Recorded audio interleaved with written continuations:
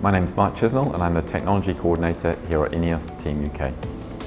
My role here is to coordinate the technology projects, the research and innovation and development of new tools for the race boat with our technical partners like Renishaw. The America's Cup is the premier international sailing competition. It's raced in really fast, flying, foiling 75-foot boats, and it's a design and engineering competition as well as an athletic competition. The America's Cup challenge is a challenge to build a foiling monohull. This boat literally flies on the water, so it really does depend on the highest technology. We're looking at advanced composites, titanium materials. Renishaw have been involved in both encoders, measurement, but also additive manufacture.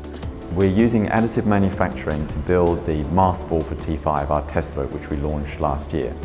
The mast ball is the principal connection of the rig, the mast, to the hull. So all the loads from the rig go through into the boat through this mast ball. So it has a great deal of structural load.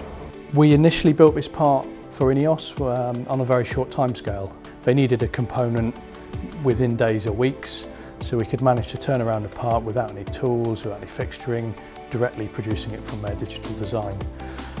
Despite that component being designed by the best brains in nautical design, we decided that we could actually improve on that design. The part was designed to take the loads that run through it at the lightest possible weight.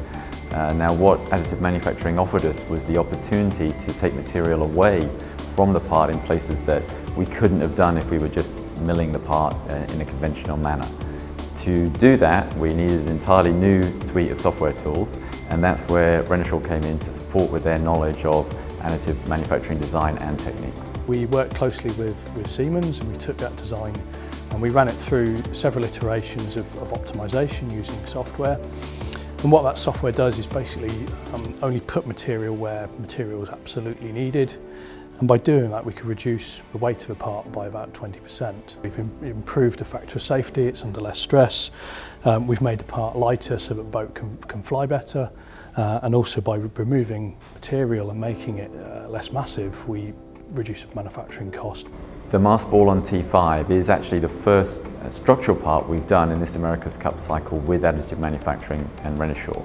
This is a very important step forward for us. We want to use additive manufacturing for more structural parts on the America's Cup boat itself, and using it here on our first test boat was a really important first stage in this process. So yes, we've got some important learnings from this, and we'll take those forward to the America's Cup boat itself.